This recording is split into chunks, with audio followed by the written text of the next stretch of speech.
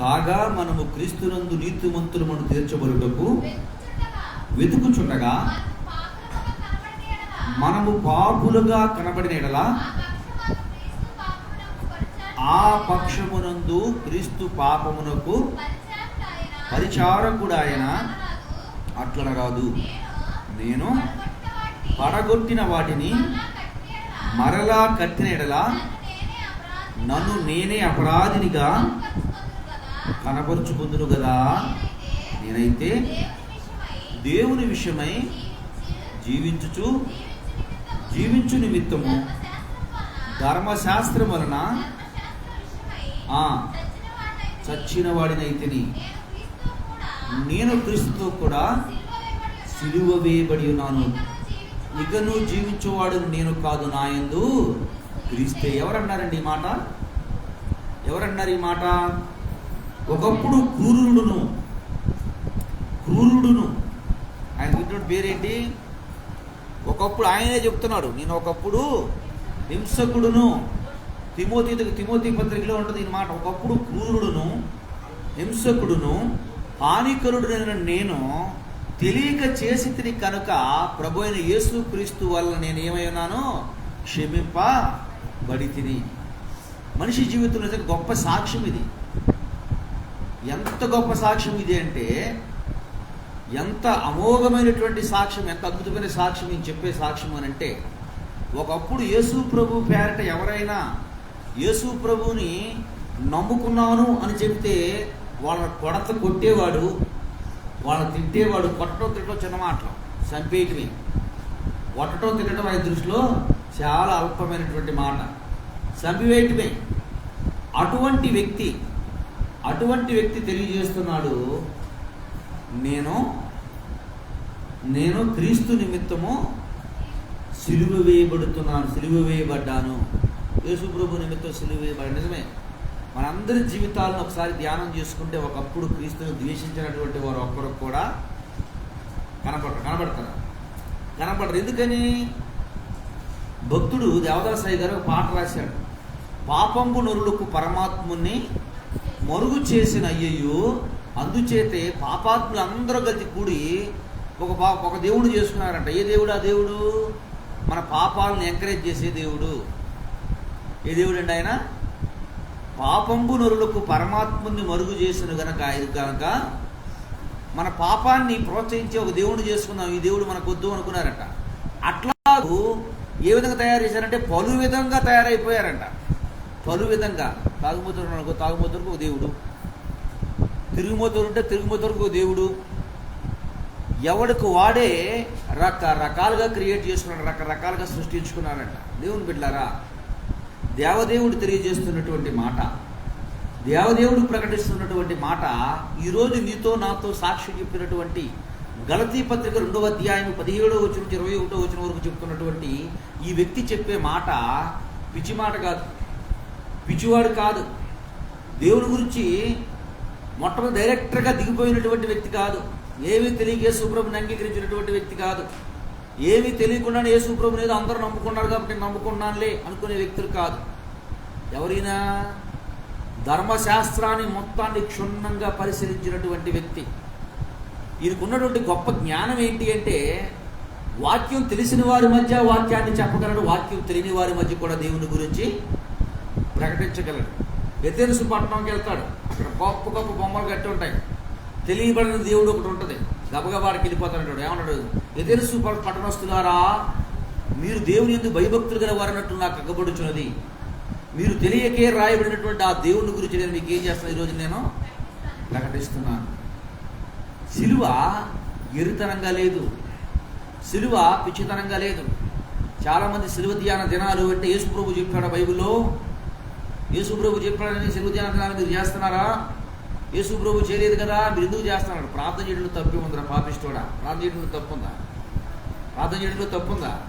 సంఘంగా సమకూడటంలో తప్పుందా? కుటుంబం కొరకు ప్రార్థన చేసుకోవడంలో తప్పుందా? బిడ్డల కొరకు ప్రార్థన చేయడంలో తప్పుందా? బాధల్లో ఉన్న వారి గురించి విజ్ఞాపన చేయడంలో తప్పుందా? ఏదో ఒక విషయాన్ని క్రియేట్ చేసుకుని దేవుని సన్నిధిలో కూర్చొని నిజంగా మనిషికి పశ్చాత్తాపం ఎప్పుడు వస్తుంది అంటే, ఎప్పుడు వస్తుందండి? సిలువను ధ్యానించినప్పుడే. సిలువను ధ్యానించినప్పుడే నిజంగా తల్లిదండ్రుల మీద బిడ్డలకు ఎప్పుడు ప్రేమ కలుగుద్ది? తల్లిదండ్రుల యొక్క కష్టాన్ని బిడ్డలు పడుతూ ఉన్నప్పుడు. నిజమే కదా? అనుకుంటాడంట పుట్టగానే, నా తండ్రి పుట్టగానే చిన్నప్పుడు అనుకుంటాడంట, నా తండ్రి నా హీరో అనుకుంటాడంట.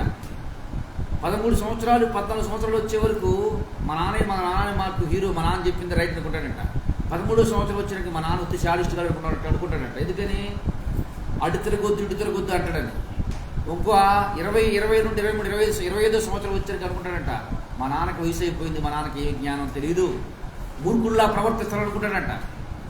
35 అయ్యేసరికి ఈ బొడ్డోడు పెద్దోడు అవుతాడు కదా, ఈ ఏడిపీయడం మొదలు పెడతాడు అనుకుంటాడంట. అప్పుడు పెట్టాడు, ఏమండి నాన్న, నిజంగా మా నాన్న మమ్మల్ని ఎట్లా భరించాడు? ఎందుకంటే అర్ధరీతిలో ఇప్పుడు ఇద్దరు బయటకు కూడా 2కి వెళ్తాడు కదా, భార్య లేపంటది, నీళ్ళు బొద్దుగా లేకమంటది, నీళ్ళు వేయడానికి లేకమంటది.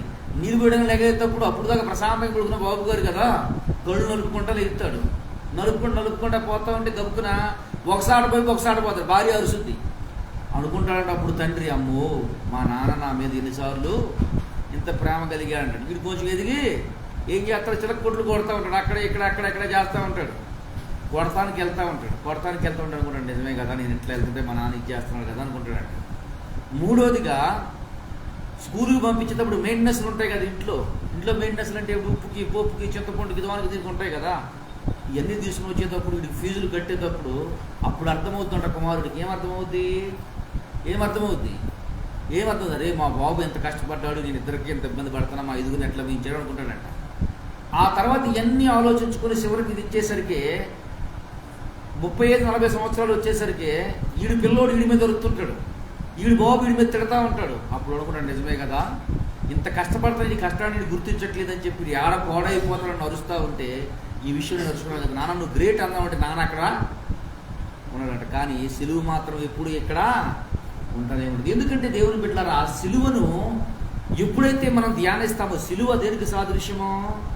శ్రమకు సాదృశ్యము. సిలువ శ్రమకు అంటే అంతకుముందు సిలువ అనేది వేయబడ్డారు. చూడండి, బైబిల్ గ్రంథంలో నలుగురు ఉన్నారు ఏసేపు అనగానే ఎవరు గుర్తొస్తారండి మనకి? ఎవరు గుర్తొస్తారు? అక్కడ దాకా ఎందుకండి, మన పాత ముఖ్యమంత్రి గారు రామారావు గారు ఉన్నారు. రామారావు అని పేరు రాగానే ఎవరు గుర్తొస్తారండి మనకి? రాజశేఖర రెడ్డి చాలామంది ఉన్నారు. రాజశేఖర రెడ్డి గారు అని పేరు రాగానే ఎవరు గుర్తొస్తారు? బొలిపాడికి వెళ్ళిపోద్ది, ఆటోమేటిక్గా అక్కడికి వెళ్ళిపోద్ది. అక్కడ ఎందుకని? ఏ వ్యక్తి అయితే అందరికీ ప్రయోజనకరముగా ఉపయోగకరమైనటువంటి వ్యక్తిగా జీవిస్తాడో అప్పటి నుంచి మాత్రమే ఆ పేరుకు ఒక ఐడెంటిటీ. అవునా కాదా? అంతకుముందు రామారావు లేరా? అంతకుముందు రాజశేఖర రెడ్డి లేరా? అంతకుముందు జగన్మోహన్ రెడ్డి లేరా? అంతకుముందు చంద్రబాబు లేరా? అంతకుముందు పవన్ కళ్యాణ్ లేరు? ఉన్నారు లేరు చెప్పండి? వీళ్ళందరూ ఉన్నారు, చాలామంది ఉన్నారు. ఆ తర్వాత అప్పటి నుండి ఆ పేరుకు ఒక ఏమవుద్ది? ప్రాముఖ్యత, ప్రాధాన్యత వస్తుంది. అవునా కదా చెప్పండి? ఎప్పుడు వస్తుంది? ఏ వ్యక్తి అయితే ఈ భూలోకానికి వచ్చి వచ్చినటువంటి తన జీవితాన్ని అనేకులకు ఆశీర్వాదకరంగా, దీవెనకరంగా, క్షేమకరంగా, ఉపయోగకరంగా తన జీవితాన్ని ఉపయోగించుకునే వ్యక్తిగా బ్రతుకుతాడో, బ్రతికిన వ్యక్తి నుండి ఆ యొక్క పేరుకి ఏమవుతుంది? ఒక వాల్యూ వస్తుంది. దేవుడు కూడా అంతకుముందు సిలువ లేదా అంటే ఉంది. సిలువ ఉన్నా కానీ ఆ సిలువ దేనికి సాదృశ్యము? శాపానికి సాదృశ్యము.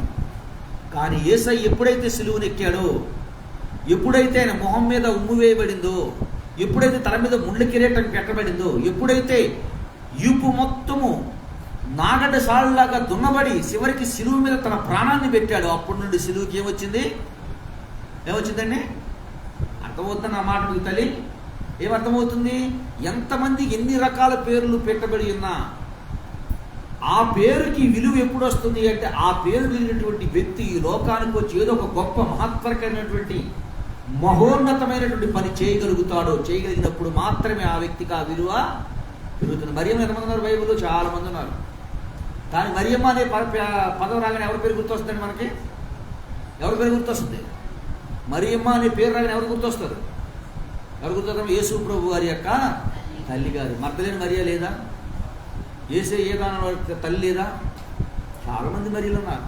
కానీ గుర్తొచ్చే మరి ఎవరైతే క్షేమకరము, ఆశ్రదకరం, దీవెనకరంగా ఉంటారో వాళ్ళు మాత్రమే, ఆ యొక్క పేరు మాత్రమే గుర్తున్నారు. దేవుని బిడ్డలారా, ఇక్కడ అన్నాడు అపోస్తలుడైనటువంటి పౌలు గారు, నా జీవితం అంటే మాట్లాడడానికి కారణం ఏంటి అంటే సిలువే. ఆయన జీవితం మాట్లాడడానికి కారణం ఏంటంట? ఎందుకని? ఆయన సిలువ మీద పడినటువంటి శ్రమ, ఆయన సిలువ మీద పడినటువంటి మరణం, సుమారుగా 6 గంటల సేపు సిలువ మీద ఉన్నాడంట. ఆకాశానికి భూమికి మధ్య ఏలాడుతూ. దేని మీద ఉన్నాడు? మళ్ళీ ఈ చేతికి ఒక మేకు 6 అంగుళాలు మేకు, ఈ చేతికి ఒక 6 అంగుళాలు మేకు. తన సుమారుగా 90 కేజీల దేహం మొత్తం కూడా దేని మీద ఉందండి? బలం మొత్తం ఆ 2 మేకుల మీదే. ఒక్కొక్క దెబ్బ కొడుతూ ఉంటే రక్తం మొత్తం కారిపోతే ఒంట్లో ఉన్న శక్తి మొత్తం క్షీణించిపోయింది. క్షీణించుకుపోయి, పూర్తిగా నశించిపోయి, పూర్తిగా సహించిపోయి, పూర్తిగా తన జీవితంలో మాట్లాడినటువంటి 6 గంటల్లో 7 మాటలు మాట్లాడాడు. అంటే చూడండి ఎంత బలం తెచ్చుకున్నాడు, ఎంత శక్తిని కూడగలుపుకుని మాట్లాడాడో. 7 మాటలు దేవుని బిడ్డలారా. అంటున్నాడు ఈయన, నా బతుకు ఇట్లా మాట్లాడి కారణం ఏంటి చెప్పండి? ఒకప్పుడు సిలువుని గురించి తింటే నేను, ఒకప్పుడు సిలువుని గురించి ద్వేషించే నేను, ఈ మార్గంలో ఎవరున్నా వారు చంపడానికి బయలుదేరినటువంటి నేను, ఇట్లా మాట్లాడే కారణం ఏంటి? ఆ సిలువే. ఇప్పుడు నేనేమైపోయానో తెలుసా? ఆ సిలువుకు నేను ఏం చేసుకున్నాను? అప్పగించేసుకున్నాను. ఆ సిలువుకు నేను అప్పగించేసుకున్నాను. ఆ సిలువుకు నేను దాసోహం అయిపోయాను. దేవుని బిడ్డలారా, మన జీవితంలో పరిపూర్ణమైన మారు మనసు ఎందుకు రావడం లేదు అంటే, ఎందుకు నిర్లక్ష్యం వస్తూ ఉందని అంటాడు అపోస్తలుడు పౌలు. ఎందుకు నేను ప్రయాసపడతాను అనుకుంటున్నారు? అపోస్తలుడు పౌలు గారు అంటే ఎందుకు ప్రయాసపడతాను అనుకుంటున్నారు?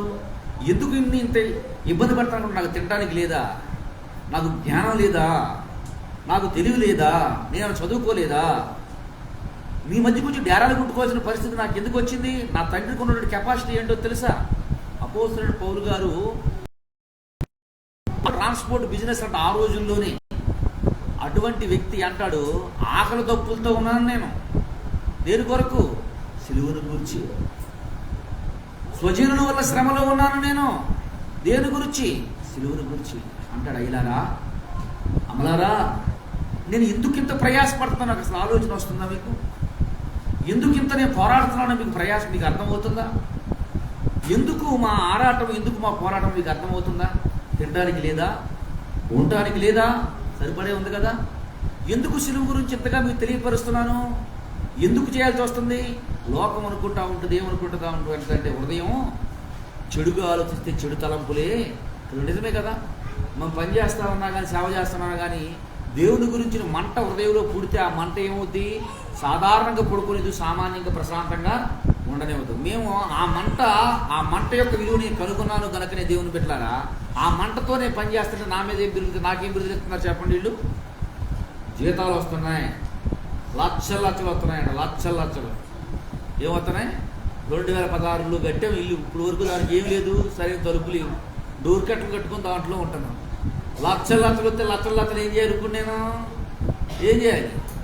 ఏం చేయాలమ్మా? దేవుని బిడ్డలారా, దేవుని క్రీస్తుని యొక్క ప్రేమ ఏంటో తెలియపరచాలని ఆరాటపడుతున్నా. దేవుని గురించి తెలియపరచాలని, దేవుని ప్రేమను తెలియపరచాలని ఆలోచిస్తున్నా. ఏ విధమైతే దేవుని చేత దేవుని ప్రేమను ప్రకటించాలో, ఏ విధము చేతనైనను క్రీస్తుని తెలియపరచాలని నేను ఆశపడుతున్నానని అపోస్తలుడు పౌలు గారు చెప్తూ ఉంటే, అపోస్తలుడు పౌలు గారి మాటలు ఎట్లా ఉన్నాయండి? చూడటానికి ఇట్టడానికి ఎట్లా ఉన్నాయి? ఎరువళ్ళ కనపడుతున్నాను మీకు, నేను పిచ్చివాళ్ళ కనపడుతున్నాను అంటున్నా. నేననే మాటలు కదా, ఆయన అంటున్నాడు మాటలు. ఏమన్నాడంటే, మీరు ఏదైతే నేను అదే. మీరు ఎబ్రిలా, నేను ఎబ్రినే. మీరు జ్ఞానం గలవారా, నేను జ్ఞానం గలవాడినే. మీకు తెలివితేటలు ఉన్నాయా, నాకు తెలివితేటలు ఉన్నాయి. మీరు యూదురా, నేను యూదునే. ఎందుకు ఇట్లా మాట్లాడుతున్నాడు? పిచ్చోళ్ళగా ఉన్నానా మీ దృష్టికి అన్నాడా? అన్నాడు. 2 కొరింథీ పత్రికలో అంటాడు, 12వ అధ్యాయం అంటాడు ఈ మాట. నేను ఎర్రివాళ్ళ కనపడుతున్నాను, మీకు ఎర్రి మాటలాగా ఉన్నాయన్న మాటలు. ఎర్రి మాటలు కాదు. క్రీస్తు నిమిత్తం వీటన్నింటినీ ఎట్లాగా ఎంచుకున్నాను? నేను వెంటగాను నష్టంగాను ఎంచుకున్నాను. దేవుని బిడ్డలారా, ఎందుకు నేను ఎంచుకున్నాను అంటే, దేవుని ప్రేమ మీలో మరలా ఎట్లా ఏర్పడాలి? నూతన రూపం ఏర్పడబడాలని నేను ఆశపడుతున్నాను. ఎందుకు పౌలు గారి గురించి ఈరోజు మనం ధ్యానం చేసుకోవాల్సి వస్తుంది అంటే, ఒకప్పుడు హింసకుడు, హానికరుడు, దోషకుడు, దేవుని నామాన్ని ద్వేషించినటువంటి వ్యక్తి క్రీస్తు కొరకు ప్రయత్నించినటువంటి ప్రయాసను ఎందుకు మనం ధ్యానం చేయవలసి వస్తుంది అని అంటే, ఆయన అంటూ ఉన్నాడు, నేను సిలువకి అప్పగేస్తున్నాను, సిలువకు నేను సమర్పణ చేసుకున్నాను. నా సిలువకు నేను ఏం చేశానంటే సరెండర్ అయిపోయాను. నేను ఇంకా అతిశయం ఉంటే నా దాంట్లో ఎక్కడుంది? క్రీస్తు సిలువే తప్ప మరి ఏ అతిశయం నాకు ఈ లోకంలో లేదు. దేవుని బిడ్డలారా, నిజంగా మన జీవితంలో, మన బ్రతుకుల్లో, మనం చేసే పనుల్లో దేవుడి నామానికి మహిమ ఎప్పుడు వస్తుంది అంటే సిలువను చూసినప్పుడు మాత్రమే, సిలువను ధ్యానం చేసినప్పుడు మాత్రమే, సిలువు వైపు చూసినప్పుడు మాత్రమే. ప్రతి మనిషి ఈ లోకంలో ప్రేమించాలి అంటే మనిషికి ఏం కావాలండి? మనిషి ప్రేమించాలంటే ఏముండాలి? ఉపయోగం ఉండాలి. భార్య ఉందనుకుంటే, ఉదాహరణ చెప్తున్నాను, భర్త తాగుబోతాడు, భర్త తిరుగుతూ ఉంటాడు, ఇంటికి వచ్చి కొడుతున్నాడు. నా భర్త వచ్చాడని అడుగుతా, మా పాపిష్టుడు వచ్చాడని అడుగుతా? చెప్పండి, ఏమని అడుగుద్ది? నా భర్త వచ్చాడని అడుగుతా, మా వాడు వచ్చారని అడుగుతారా? మా దొరగారు వచ్చారని అడుగుతా? ఏమంటాడు? మా పాపిష్టుడు వచ్చి, ఇంకా ఇంగ్లీష్ పదాలు యాడ్ చేసి అంటాడు. ఎందుకని? వాడు బాధ్యతలు పట్టించుకోవట్లేదు, వాడు ఉపయోగకరంగా లేడు, వాడు ఉపయోగకరంగాను బాధ్యతలు పట్టించుకునే వ్యక్తిగా లేడు. ఎట్లా ఉన్నాడు? హానికరుడుగా ఉన్నాడు. వస్తే ఏం చేస్తున్నాడు? ఇంట్లో ఉందో లేదో చూడకుండా మొత్తం తానే తినేస్తున్నాడు, ఉందో లేదో పట్టించుకోవట్లేదు, ఏమి ఆలోచించకుండా పూర్తిగా తినేస్తున్నాడు. అటువంటి వాడు దొరగారు అంటారా? అటువంటి వాడు దొరగారు అంటారా? భార్య మా దొరగారు వచ్చారని అడుగుతా, మా ఓనర్ గారు వచ్చారని అడుగుతా, మా పాపిష్టుడు వచ్చారని అడుగుతా? అంతే కదా అడిగేది. ఎందుకని నిజంగా అతడు ఉపయోగకరమైనటువంటి వ్యక్తి అయితే, క్షేమకరమైనటువంటి వ్యక్తి అయితే, ప్రాణం బాగున్నా బాగోలేకపోయినా పట్టించుకోడు, ఏమన్నా పట్టించుకోడు, పిల్లల్ని పట్టించుకోడు, కుటుంబాన్ని పట్టించుకోడు. వాడు పొట్టే వాడికి ఏంటి? స్వర్గం. వాడు పొట్టే వాడికి పరలోకం. వాడు సుఖమే వాడికి శ్రేష్టం. అప్పుడు భార్య, నేను పెళ్ళినాడు ప్రమాణం చేశాను కనుక కలిమి ఎందును, లేమి ఎందును, ఆరోగ్యం ఎందును, అనారోగ్యం ఎందునని ఇప్పుడు ఇచ్చేస్తుందా? ఏమంటారు చెప్పండి? సీట్ రివర్స్ అయిపోద్ది, సీటు మారిపోద్ది, టికెట్ మారిపోద్ది. ఎట్లా మారిపోద్ది? ఎందుకు మారిపోద్ది? ఉపయోగకరంగా లేడు కనుక. దేవుని బిడ్డలారా, ఇదే పరిస్థితి యేసుప్రభు దగ్గరికి వెళ్దామా మనం? ఇదే పరిస్థితి యేసుప్రభు దగ్గరికి వెళ్దామా? యేసుప్రభు ఏమంటాడు? ప్రియురాలా అంటాడు యేసయ్య. ఇదే పని కదా యేసుప్రభు మన దగ్గర చేసింది. ఏం చేశాడు? ఏడుస్తూ ఉంటారు. అమ్మ నా గురించి ఏడ్చి యాక్షన్ మీరు ఆపండి, కానీ మీ గురించి, మీ బిడ్డల గురించి ఏడవండి అంటున్నారు యేసుప్రభు. అంతేనండి ఆయన? నా గురించి మీరు ఏడవద్దు, మీ గురించి, మీ బిడ్డల గురించి ఏడవండి. నిజమే, మీకు చెప్పాను, గుర్తుందో గుర్తులేదు. మొట్టమొదటిగా ఏమొస్తుంది? వ్యాధులు వస్తున్నాయి. తర్వాత ఏమొస్తుంది? యుద్ధాలు వస్తాయని చెప్పాం. కరువులు వస్తాయని చెప్పాం. తర్వాత వచ్చేది ఏంటి? యుద్ధాలు. ఒక పక్కన జరుగుతూనే ఉంటాయి, రెండో పక్కన యేసుప్రభు రాకడా పరిశుద్ధ గ్రంథమైన బైబిల్లో ఉండదు. ఒక్క సున్నాయిన పుల్లని తప్పుకోవడానికి వీల్లేదు, జరుగుతూ ఉన్నాయి ఒక్కొక్కటి. ఇంత పరిశుద్ధ గ్రంథమైన బైబిల్లో ఉన్నట్లుగా సైంటిఫిక్ రుజువులతో ఉన్నటువంటి గ్రంథము ప్రపంచంలో మరి ఏదైనా ఉందో అంటే నేను నమ్మను. పుట్టిన పురాణం కాదు నేను చెప్పేది, ఏమీ లేనివి కాదు నేను చెప్పేది, నిజం లేనిది కాదు నేను చెప్పేది. ప్రతి దానికి రుజువు ఉంది, ప్రతి దానికి సైంటిఫిక్ రుజువులు ఉన్నాయి. ఎర్ర సముద్రం గురించి చెప్పాడు, ఈ రోజుకి చూడండి, ఎర్ర సముద్రం ఉంది. యార్కాల గురించి రాయబడింది బైబిల్, ఇప్పటికీ ఉంది బైబిల్లో. ఆయన చెప్పిన ప్రతి దానికి సైంటిఫిక్ రుజువులు ఉన్నాయి. ప్రతి దానికి ఆయన చెప్పిన ప్రతి నెరవేరుతూ ఉంది. 2012 ముందు ఆధార్ కార్డు ఎంతమంది తెలుసు మీకు? 2012కి ముందు ఆధార్ కార్డు ఎంతమంది తెలుసు? ఎవరికే తెలియదు. అంతకు మనకు తెలిసిన రేషన్ గుర్తింపు కార్డు ఏంటి? ఓటు గుర్తింపు కార్డు, రేషన్ కార్డు. కానీ పరిశుద్ధ గ్రంథమైన బైబిల్లో యోబు గ్రంథంలో సుమారుగా క్రీస్తు పూర్వం 3000 సంవత్సరాలకు ముందే రాయబడింది. ఏమని చెప్పాడమ్మా?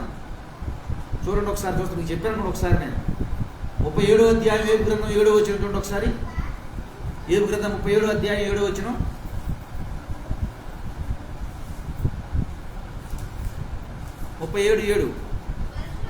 మనుషులందరూ ఆయన సృష్టి కార్యములు గుర్తించినట్లు, తెలుసుకున్నట్లు ప్రతి మనుషుని చేతి మీద బిగించి ఆయన ముద్ర వేశాడు. ఏ ముద్ర అది? Finger prints. ఈ రేషన్ ఏం తీసుకోవాలంటే ఏం కావాలి అడుగుతుంది? మనకి ఏమడుగుతున్నాడు? ఓన్లీ నా భార్య బదులు నేను పెట్టేస్తానంటే ఒప్పుకుంటాడా? మా అమ్మ బదులు నేను పెట్టుకుంటానంటే ఒప్పుకుంటాడా? లేదురా బాబు, నీ పేరుంటే మాత్రమే. అంటే దేవుడు ఎప్పుడు ఇచ్చాడు? యూనిక్ ఐడి అంటారు దీన్ని. అంటే నీ గుర్తు ఎప్పుడు ఇచ్చాడు దేవుడు? ఎప్పుడు నీ గుర్తు ఇస్తున్నానని చెప్పి దేవుడు చెప్పాడు. ఎప్పుడు నెరవేరింది అది? ఎప్పుడు నెరవేరింది? 2012. అంటే సుమారు 8 సంవత్సరాలు 10 సంవత్సరాల తర్వాత మనకి ఇది. కానీ క్రీస్తు పూర్వం ఎప్పుడు చెప్పాడు ఈ మాట? ఇది ఆయన ఇప్పుడు చెప్పడం కాదు, ఇప్పుడు సుమారుగా 3000 సంవత్సరాలకు ముందు చెప్పినటువంటి మాట. ప్రతి వాడికి నేను ఏం చేస్తున్నా? ఒక ప్రత్యేకమైన ఐడెంటిటీ ఇస్తున్నా, ప్రత్యేకమైన గుర్తింపు ఇస్తున్నా. ప్రతి వ్యక్తిని నేను చాలా చాలా చాలా చాలా ఐడెంటిటీగా నేను తీసుకుంటున్నానండి. దేవుని బిడ్డలారా, దేవదేవుడు తెలియజేస్తున్నటువంటి మాట, సిలువను ధ్యానం చేస్తే, సిలువ వైపు చూస్తే మన జీవితం, మన బ్రతుకేటో అర్థమవుద్ది. అందరిలాగా వచ్చి చేసేసామన్నట్లుగా కాదు మన జీవితం. అందరూ దేవుడు నమ్ముకున్నారు, మనం కూడా దేవుడు కావాలి కాబట్టి దేవుడిని అంగీకరించేవాడు కదా. ఆయన చెప్పింది ఒక్కడే, నేను తప్ప వేరొక లేడు రాకూడదు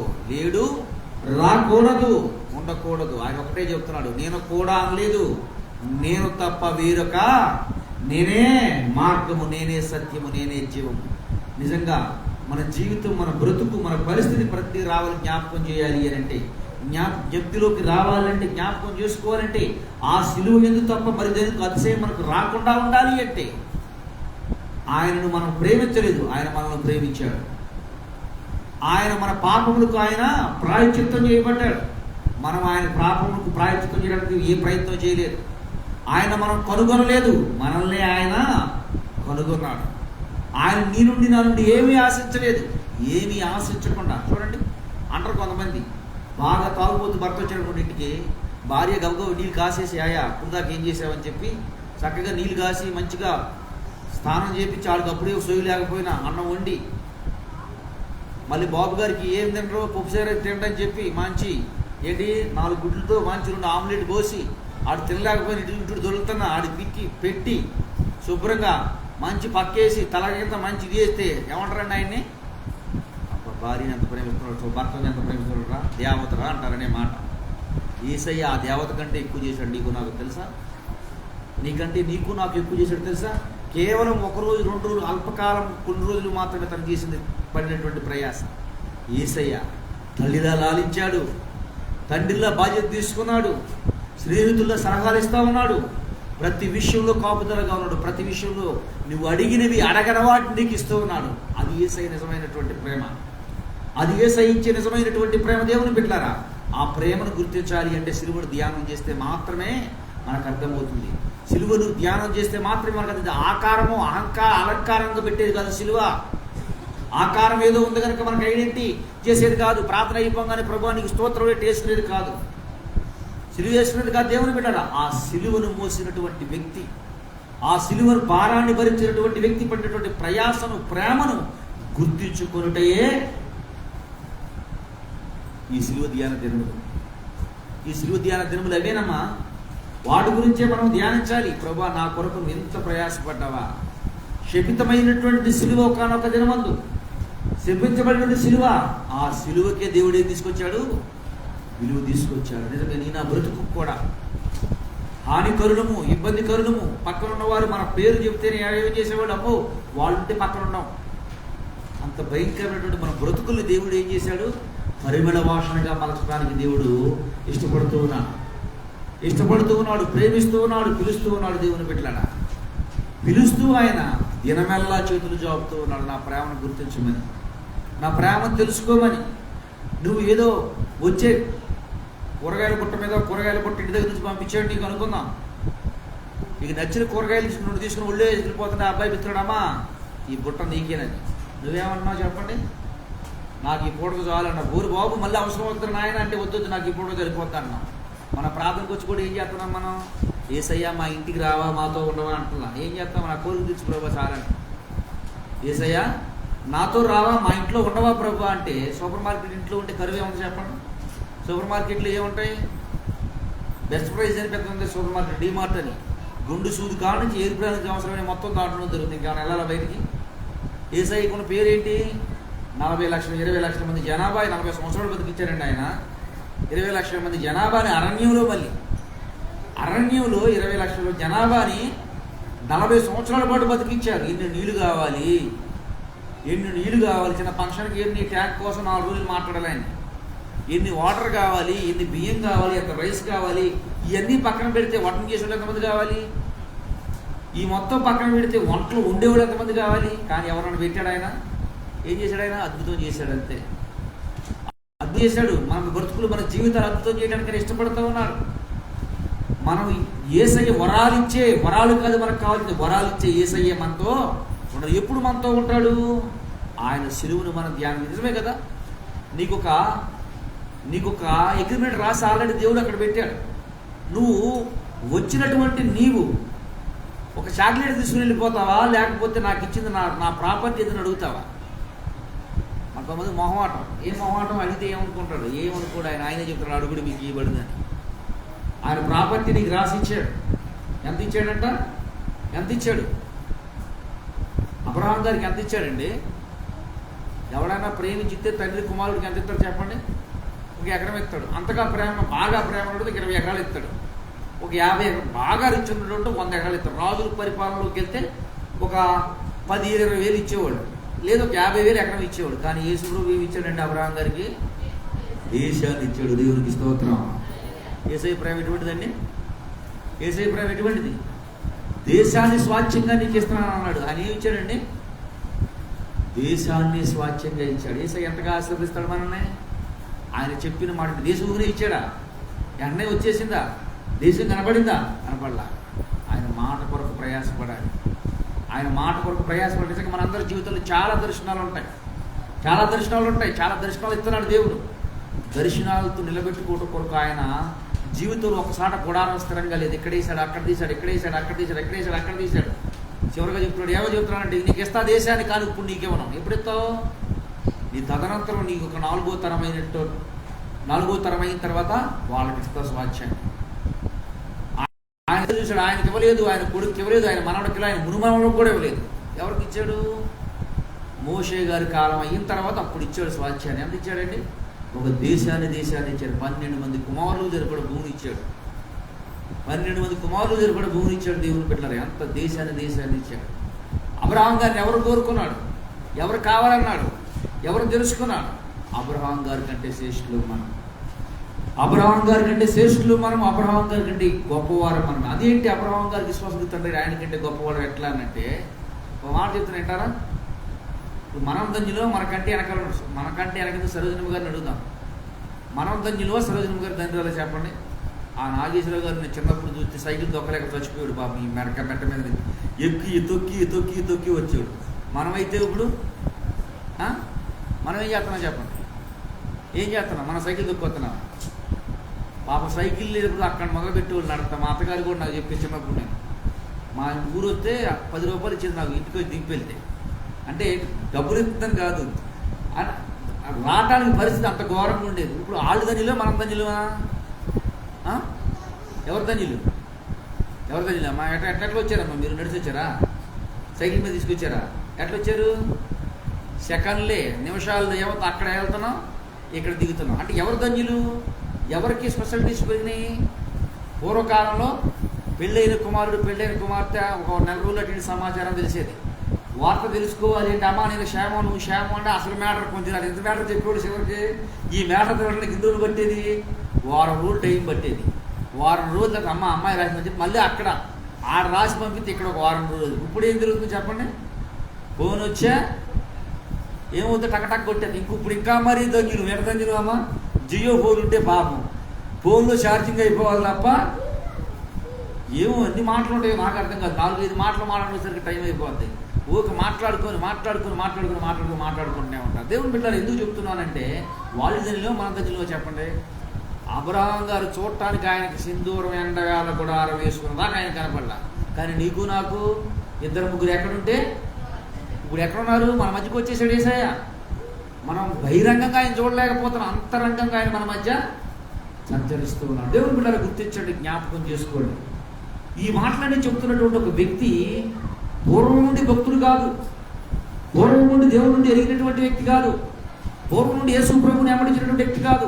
ఆ వ్యక్తే చెప్తూ ఉన్నాడు. ఏమని తెలియజేస్తాడు అంటే, సిలువ ఎందుకు తప్ప మరి దేని ఎందుకు నాకు అతిశయం లేదు, అందుకని నా సిలువుకి నేను ఏం చేసుకున్నాను? వేయబడితే లోకము దాని ఆశలను సిలువ వేయబడితే నాకు దేని వైపు ఆశ లేదు, దేని వైపు ఆశ లేదు, యేసయ్య వైపు మాత్రమే ఆశ ఉంది. ఎందుకని అంటే, నాకు ఎప్పుడు ఏది కావాలో, ఎప్పుడు ఏది అవసరమో ఆయన ఏం చేస్తాడు? ఎప్పటికప్పుడు రెడీమేడ్ చేసి ఇచ్చేస్తాడు. రెడీమేడ్ చేసి ఎప్పుడు ఏది అవసరమో అప్పుడు దేవుడు సిద్ధపరిచాడు. దేవుడు పెట్టాలి. ఈరోజు దేవదేవుడితో నాతో మాట్లాడుతూ ఉన్నటువంటి మాట, ఎవరైతే ఏ పౌలు గారైతే ఈ మాట చెప్పినాడో, ఒకప్పుడు హింసకుడు, హానికరుడు, బాధ పెట్టినటువంటి పౌలు గారు తనను తాను సిలువుకు అప్పచెప్పుకున్నప్పుడు నీ నుండి నా నుండి కూడా దేవుడు అదే సాక్ష్యం కావాలని కోరుకుంటున్నాడు. మనం బాధ పెట్టలేదా? ఆయన మనం ఇబ్బంది పరచలేదా? ప్రార్థన నిర్లక్ష్యం వహించలేదా? వాక్యం ఎదురులో నిర్లక్ష్యం లేవా? ఇన్ని చేసినటువంటి నీ నుండి నా నుండి కూడా పౌలు గారు ఏ విధమైన సాక్ష్యాన్ని ఇచ్చాడో నీ నుండి నా నుండి అదే సాక్ష్యాన్ని కోరుకుంటు. ఎందుకని ఆ సాక్ష్యాన్ని ఎప్పుడు మనం ఇవ్వగలము అంటే సిలువను ధ్యానించినప్పుడు మాత్రమే. ఎందుకంటే ప్రభు నీకు అనేక విషయాల్లో నీ నామానికి అవమానం తెచ్చినా, నింద తెచ్చినా, బాధ తెచ్చినా ప్రభు నీవు నన్ను ప్రేమిస్తున్నావు. ఏ ప్రేమది? శాశ్వతమైన ప్రేమతో ప్రేమిస్తున్నావు. దేవ నీకు వందనములు ప్రభు అని చెబుతూ ఎవరికి వారు నేను అన్నాడు. ఆయన ఏమన్నాడు దావీదు గారు? ప్రార్థన ఎట్లా చేయాలంట? నిద్రపోతా ప్రార్థన చేయాలి అంటే కదా చెప్పింది. ఎట్లా చేయాలి ప్రార్థన? కురుబాట్లు పడతా ప్రార్థన చేయాలి, అటు ఇటు ఊగుతా ప్రార్థన చేయాలి, అటు ఇటు ఊగుతా ప్రార్థన చేయాలి. ఏం రాయాలంటే ప్రార్థన? ఎట్లా రావాలి ప్రార్థన? ఎప్పుడు వస్తుంది? ఎప్పుడైనా మీ జీవితంలో కష్టాన్ని జ్ఞాపకం చేసుకోండి. కష్టాన్ని జ్ఞాపకం చేసుకోండి. ఏమొస్తుంది? బాధ, కన్నీరు వచ్చేస్తాయి. కానీ నీ కొరకు కష్టపడిన వాడిని జ్ఞాపకం చేసుకోండి, వస్తాయి. నీ కొరకు అవమానపరిచిన వాడిని జ్ఞాపకం చేసుకోండి, నీ కొరకు నిందించబడిన వాడిని జ్ఞాపకం చేసుకోండి. ఇవన్నీ చేసింది ఎవరండి? ప్రభువైన యేసుక్రీస్తు వారు. ప్రభువైన యేసుక్రీస్తు వారి దేవుని బిడ్డలారా, నిజమైన ప్రేమ ఏంటంటే నీ నుండి ఏమీ ఆశించకుండా నీ మీద పడవలసిన నిందలు తాను మోసి, నీకు రావలసిన అవమానాన్ని తాను భరించి, నీ మీద పడవలసినటువంటి శిక్ష తాను భరించి, అన్నిటినీ సమాప్తం చేసి మీకు ఎటువంటి పాలు చేశాడండి యేసయ్య? మనకు పరలోకం ఎటువంటి చేశాడండి? నోటితో ఒప్పులు హృదయంలో స్వీకరించిన నీవు రక్షించబడదు. నోటితో ఒప్పుకొని హృదయంలో విశ్వసించినలా అది ఎట్లా అంటే పెళ్లి భోజనం టైపు వచ్చేసింది రక్షణ. ఏం చేయాలి? మీరు పెళ్లికి రావాలి, భోజనం చేయాలి. అదేంటి పెళ్లికి రాసి భోజనం చేయడం ఏంటంటే మీరు వండాల్సిన పని లేదు, మీరు కాయలు కొయ్యాల్సిన పని లేదు, మీరు మొక్కలు వండవలసిన పని లేదు, గడ్డి తిప్పవలసిన పని లేదు, ఏమి చేయవలసిన పని లేదు. మీరు వచ్చి ఏం చేయండి? టేబుల్ మీద కూర్చుని పెట్టిన తిని ప్రశాంతంగా వచ్చేయండి. యేసయ్య చెప్పే మాట అదే. ఏం చెప్తున్నాడండి? నోటితో ఉప్పు హృదయం విశ్వసించడం నీవు రక్షించబడదు అంటున్నాడు. మనందరి జీవితాల్లో కూడా, మనందరి బ్రతుకుల్లో కూడా దేవదేవుడు తెలియజేస్తున్నటువంటి మాట, దేవదేవుడు పలుకుతున్నటువంటి మాటను ఏ విధంగానైతే అపోస్తలుడు పౌలు గారి పలికి ఉన్నాడు పరిశుద్ధాత్మ ప్రేరణ చేత, మనందరము కూడా హానికరులు, హింసకరులను బాధ పెట్టినటువంటి వారు మనం. నేను క్రీస్తుతో సిలువ వేయబడ్డాను, నా ఆశలు, నా తలంపులన్నీ నేను ఈరోజు నుంచి సిలువ వేసుకుంటాను ప్రభు అని చెప్పి ఆయన ఎదుట హృదయపూర్వకముగా ఎవరైతే పశ్చాత్తాపడి ఆయన సన్నిధిలో మొరపెడతామో నిశ్చయంగా దేవుడు మన ప్రార్థనను అంగీకరించి, మనం చేసే మొరలను అంగీకరించి ఆయన సంతోషిస్తూ, నా కుమారుడా, తక్కువ కుమారుడితో ఏం చేశాడు? నువ్వు నన్ను చాలా పాడు చేసేవరా, నువ్వు పక్కన కూర్చోమన్నాడా? కౌగులించుకొని ఉంగరం పెట్టాడు, కౌగులించుకొని ఇంట్లో విందు చేశాడు. నిజంగా ఈరోజు పరలోకంలో ఏం జరగాలి? ప్రార్థన ముగించేసరికి గొప్ప విందు జరగదు. హృదయపూర్వకముగా ఆ సిలువను చూస్తూ ఆయన సన్నిధిలో ధ్యానం చేస్తూ ముందుకు కృప దేవాలయుడు మనందరికీ అనుగ్రహించును గాక. ఆమేన్.